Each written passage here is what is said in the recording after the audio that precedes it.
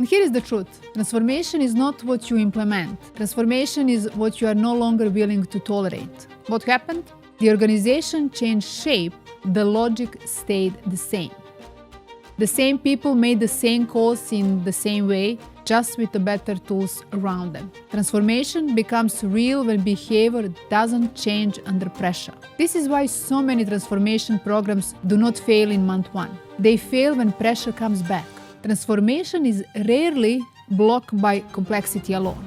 It gets blocked when leadership keeps avoiding the tension that clarity creates. This is the rule under pressure.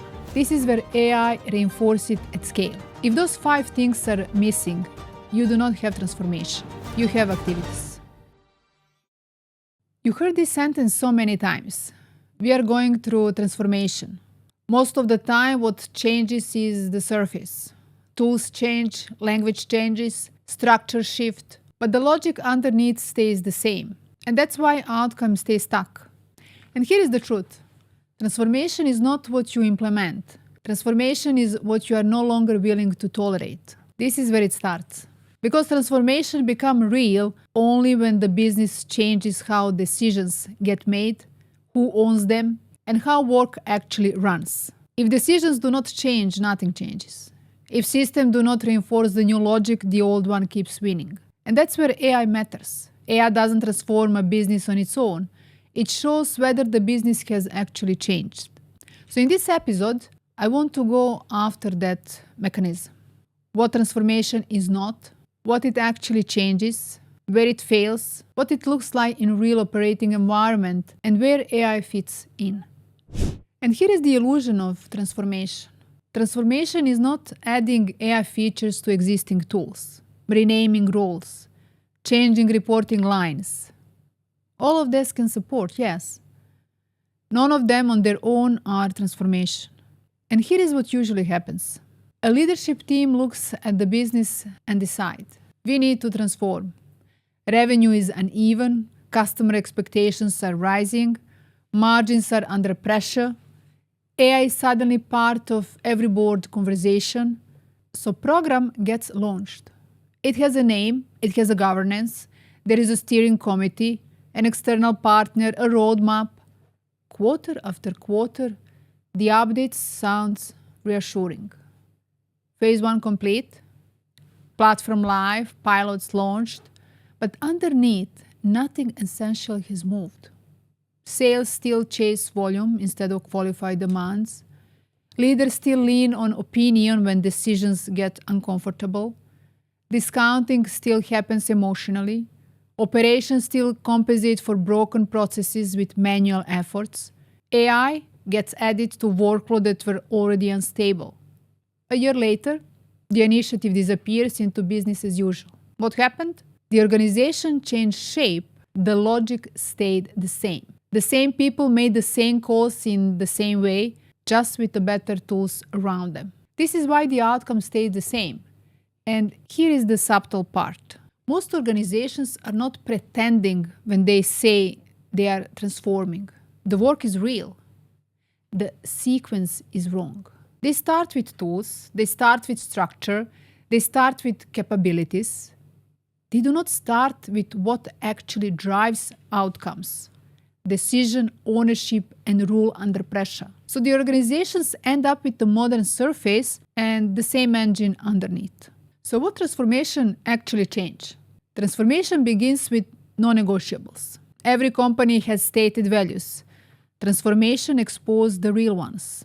What the business protects under pressure tells you what actually matters. If costs get protected before customer outcomes, cost is still in charge. If hierarchy override evidence, the business is not really data-driven. Real transformation starts when leadership says clearly, from now on, this is no longer acceptable. For example, we no longer accept unqualified pipeline in the forecast. We no longer accept decisions without visibility into impact. We no longer accept post-sales chaos as the cost of growth. This is where transformation becomes uncomfortable. Because the moment something becomes non-negotiable, excuses stop working, shortcut disappeared, and that leads to the real pressure test. Do not judge an organization by what it says, when conditions are stable. Watch what happens at quarter end, during a critical deals, when the targets are at risk. If under pressure, rules bend, data gets ignored. Exceptions multiply. Then transformation is not real. Transformation becomes real when behavior doesn't change under pressure. This is why so many transformation programs do not fail in month one. They fail when pressure comes back, because pressure shows the true operating logic. Pressure doesn't create behavior. Pressure reveals it. And there is another shift inside this too. Many initiatives keep the same value logic. More activity, more volume, more speed. Transformation changed the logic itself. From volume to quality, from effort to leverage, from individuals and heroes to repeatable system. This is the distinction that matters. Optimization improve output. Transformation change decision logic. If the way value is created hasn't changed, you're optimizing. You're not transforming. Transformation do not fail at the level of language. They fail when decisions and ownership stay unclear. Most organizations are built around shared responsibilities. In practice, it often means something else. No one owns the outcome end to end. Marketing owns awareness, sales owns the deal, customer success owns retention, operation owns systems, and in between revenue gets lost, diluted, or delayed. Transformation demands more clarity than that. It forces three questions. Which decision actually drive outcome? Who owns those decisions? By name. What happens when those decisions are wrong? If ownership stays unclear, the system cannot hold. If decisions stay vague, nothing gets enforced. And here is the harder truth. Transformation is rarely blocked by complexity alone. It gets blocked when leadership keeps avoiding the tension that clarity creates. Because clarity changes power. Clarity exposes trade-offs. Clarity makes ownership visible. Clarity removes the comfort of shared accountability. When teams do not want that tension, they create alternatives. Alignment meetings, stakeholders reviews, let's circle back, we should validate more, we need to be more careful. It sounds responsible. A lot of time this is just decision avoidance with better language. And that has a cost. Execution slow, standards slip, cost rises, revenue gets mismanaged, because the system is not designed to decide. So what does this actually look like in the business? It's look like the same pattern showing up in different places. Pipeline, customer experience, pricing. For example, in many organizations, pipeline is aspirational. Deals get inflated to show momentum. Managers adjust numbers based on instinct. Leadership plans from data it doesn't fully trust. Then someone says, we are transforming forecast with AI. A tool gets bought, dashboard appear, probability score looks sophisticated, but nothing fundamentally changes. Real transformation looks different. A precise definition of qualification, a commitment that unqualified deals never enter the forecast. AI assessing risk based on evidence, not optimism. A clear rule for resolving disagreement between AI and humans. One accountable owner for pipeline truth per segment. The transformation was never the AI tool. The transformation was this. Pipeline truth become non-negotiable and someone own it. That changed everything. Because once pipeline truth become non-negotiable, people get uncomfortable. Fewer deals stay in commit, more deals get removed earlier, accountability become harder to avoid, political storytelling has less room. The discomfort is part of the work, because reality is the starting point for scale. This doesn't only show up in a forecasting or a sales execution. It shows up post-sales too. In many organizations, customer experience depends on individuals. If the right person intervenes, the customer is satisfied. If not, the issue moves across teams. Then transformation gets announced.